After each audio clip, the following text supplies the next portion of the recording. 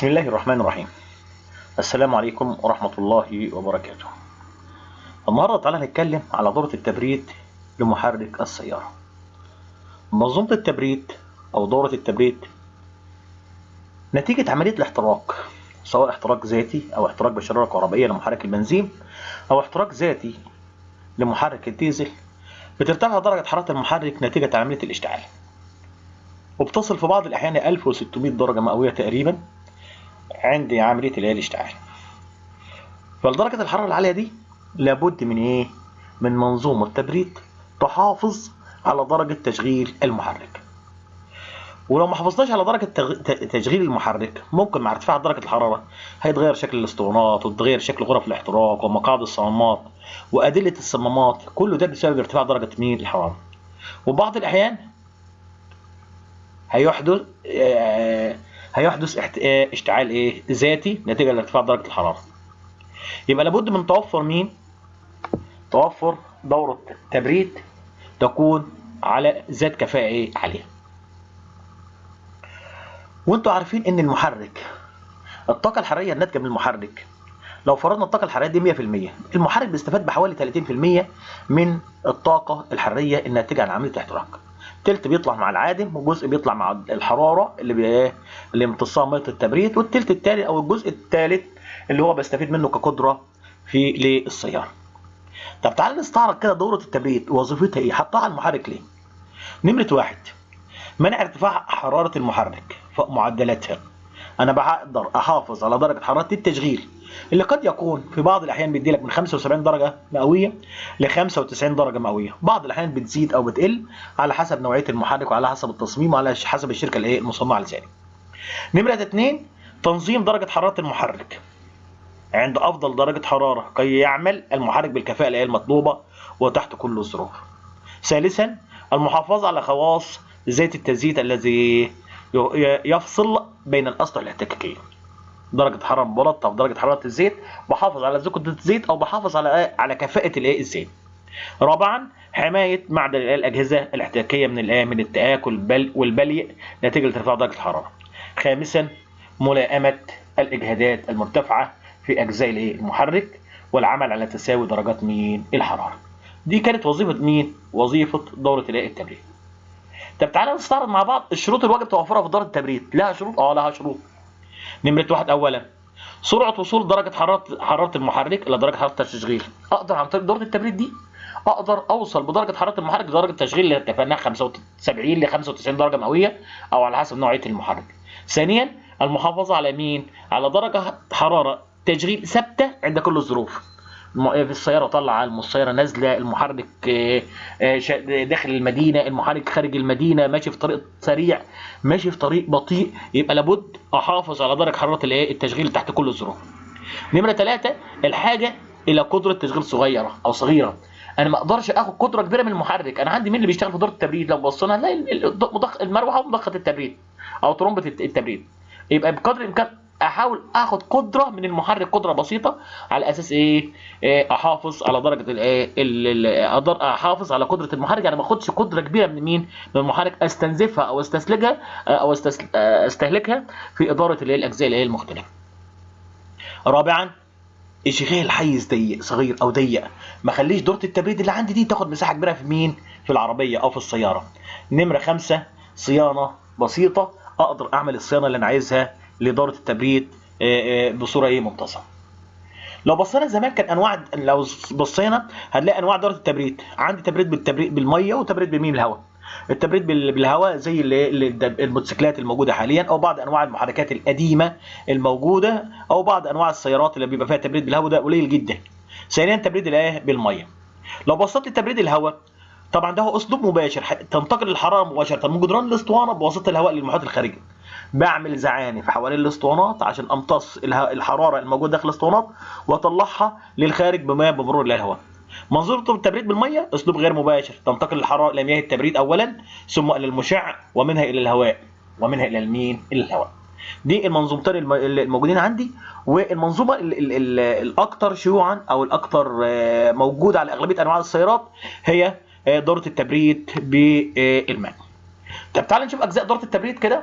لو بصيت اجزاء دوره التبريد هلاقي مين؟ هلاقي الريديتير، هلاقي مضخه الميه اللي بتاخد حركتها من مين؟ من محرك السياره، هلاقي المنظم الحراري او السيرموستات، هلاقي المروحه الموجوده عندي، هلاقي عندي المشع وغطا المشع او الريديتير وغطا الريديتير، هلاقي عندي القربه او بنسميه خزان التمدد، هلاقي سائل التبريد اللي هو ميه التبريد اللي بحطها عندي، هتلاقي حساس درجه الحراره بيحط لي حساس درجه الحراره على اساس بيقدر يديني او يعرفني درجه الحراره بتاعت ايه؟ بتاع ميه التبريد او بتاع المحرك بمعنى اصح.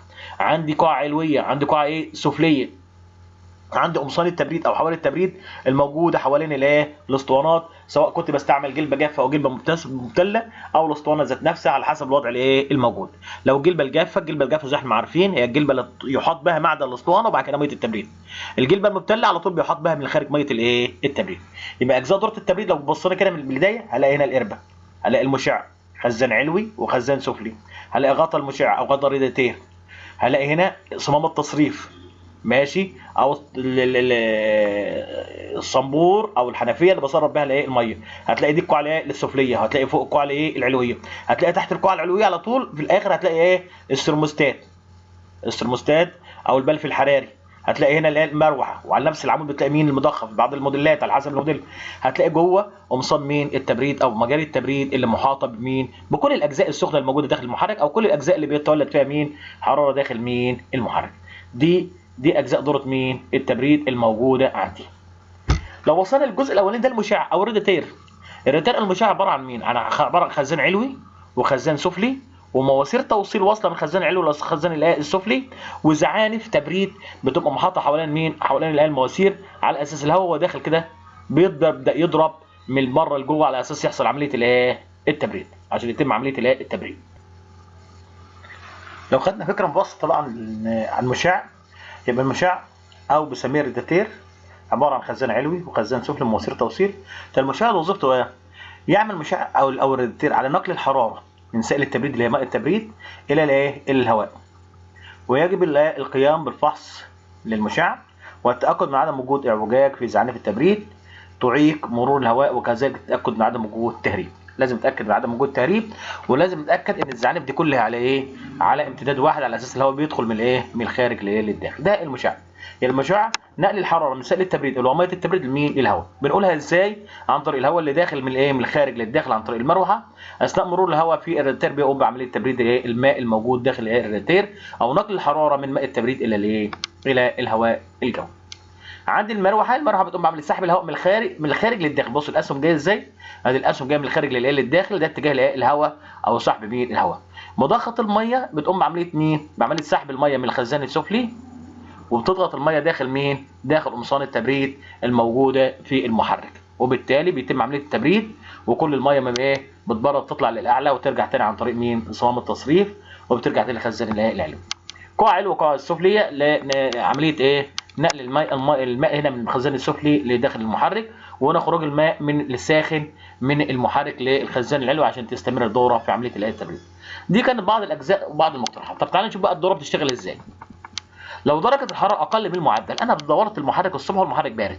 طب الماء بتمشي ازاي؟ في هواء جاي من بره، المروحه شغاله، المحرك داير ماشي، المضخه شغاله، كل الامور دي شغاله. الميه بتيجي ايه؟ جت ايه؟ من الخزان العلوي دخلت المحرك، تقدر تطلع تاني؟ لا، الميه بتعمل ايه؟ بص كده مع السهم كده اهي، تبرد تطلع لاعلى ترجع تاني داخل مين؟ المحرك عن طريق المضخه. تقدر تطلع هنا؟ لا، لان هنا مين؟ هنا صمام بلف التبريد او السرموستات قافل، لو ده ما يفتحش الا عند درجه حراره التشغيل زي ما اتفقنا من 75 ل 95 درجه مئويه او على حسب ظروف الايه؟ المحرك. يبقى طول ما المحرك بارد الميه بتلف داخل منظومه المحرك، دايره مغلقه داخل مين؟ داخل المحرك اهي، تدخل وتطلع بداخل الايه؟ المحرك، داخل مين؟ المحرك.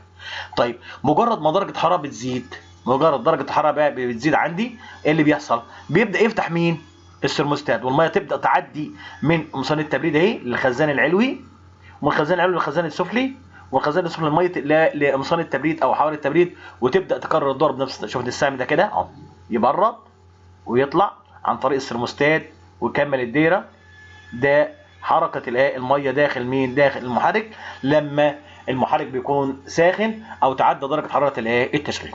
طول ما محرك بقى درجه حراره التشغيل بنفس الطريقه دي كده. انا عندي الثرموستات بيفتح عند كام؟ 75 ل 95 درجه مئويه، او بمعنى اصح 100 بعض الاحيان 100 درجه مئويه. بيبدا يفتح الثرموستات، يعني بيسمع للميه السخنه الموجوده داخل المحرك بالخروج للمشع عبر القاع العلويه للقاع السفليه.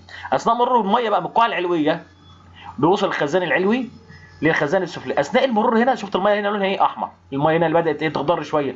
ليه؟ الهواء اللي داخل بيقوم بعمليه تبريد الميه، بيفقدها جزء من درجه الحراره، يبقى الميه بقى بتبرد وتخش المحرك ميه بارده وتطلع ميه سخنه بنفس الطريقه. طيب لو درجه الحراره زادت شويه، لو درجه الحراره زادت شويه ايه اللي بيحصل؟ بيبدا الضغط بيزيد داخل الرادياتير، وبيضغط على مين؟ على البلف الموجود، بلف الضغط الموجود داخل الغطا اهو، وبيطلع الميه اللي عباره عن بخار وتمشي على مين؟ على القربه اهو. بص كده بنفس الطريقه دي كده، بنفس الطريقه الموجوده عندي.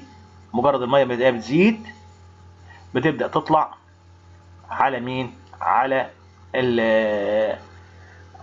القربه او على اللي هو بنسميها صمام الضغط الزايد. يقوم بغلق المنظومه وبذلك يتولد الضغط، ويكون الضغط في سيارات الركوب اعلى من الضغط الجوي بحوالي 1 بار، وفي الشاحنات حوالي بتوصل ل 4 بار. وعند زياده الضغط عن الحد المعين يرتفع الصمام، بيبدا يرتفع الصمام، يرتفع مين؟ الصمام من فوق قاعدته، فيخرج الماء الى خزان التمدد اللي هي القربه، وبذلك امكن التخلص من الضغط الزائد داخل دوره التبريد. يعني مجرد ما الضغط ما يزيد داخل دوره التبريد، الضغط بيتغلب على السوسته الموجوده او الغطاء او على البلف الضغط او صمام الضغط الزائد الموجود في غطاء الرادياتير، ويبدا يخرج ويطلع لمين؟ للقربه. بيطلع لمين؟ للقربه. ده اثناء مين؟ اثناء زياده الضغط داخل مين؟ داخل منظومه داخل منظومه التبريد. طب تعالى نشوف بقى لو الضغط انخفض. لو بردته والضغط انخفض، هيبدا يرجع الميه منين؟ من القربه لمين بقى؟ من القربه عن طريق الغطاء داخل مين؟ المحرك. اثناء انخفاض درجه الحراره، لما درجه الحراره بتقل يتولد تخلخل داخل مين؟ داخل الخزان، داخل الرادياتير، خلاص، اللي هو الخزان العلوي للمشع، فينفتح صمام مين؟ الضغط المنخفض، مما يؤدي الى سحب الماء الموجود. هبدا اسحب الميه الموجوده اللي موجوده في القربه الى سحب الماء الموجود في خزان التمدد او القربه الى داخل المشع، كما يمنع الصمام الضغط المنخفض التقلص او الانكماش المشع عند بروده ميه التبريد. يبقى عندي صمام ضغط زايد وعندي صمام ضغط منخفض، وده اللي بيتحكموا في الضغط. لما الضغط بيزيد بيفتح الصمام لاعلى وبيخرج الميه زي كده. لما انخفاض درجه الحراره في المنظومه يتولد تخلخل، ويبدا الكلام ده يرجع للخارج لداخل مين؟ الخزان. وده الصمامات الموجوده في غطاء الرادياتير. عشان كده بعض الاحيان بنلاقي الميه بتنقص، يبقى ما بنلاقيش تسريبات موجوده. ممكن يكون احد الاسباب الموجوده هو غطاء الرادياتير وتلف صمام الضغط المنخفض او الضغط المرتفع على حسب الوضع الموجود. كده يبقى خدنا فكره عن مين؟ عن منظومه مين؟ التبريد داخل محركات السيارات. والسلام عليكم ورحمة الله وبركاته.